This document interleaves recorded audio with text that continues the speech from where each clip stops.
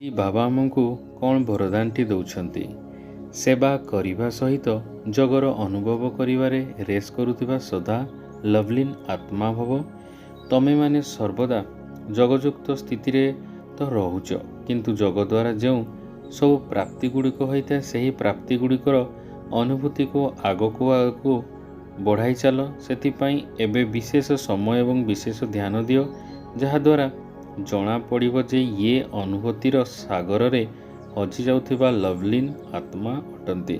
ଯେଭଳି ପବିତ୍ରତା ଏବଂ ଶାନ୍ତିର ବାତାବରଣ ସମସ୍ତଙ୍କୁ ଅନୁଭବ କରିଥାଏ, ସେହିପରି ତୁମକୁ ଶ୍ରେଷ୍ଠ ଯୋଗୀ ଲଗନରେ ମଗନ ରହୁଥିବା ଯୋଗୀ ଅନୁଭବ କରନ୍ତୁ।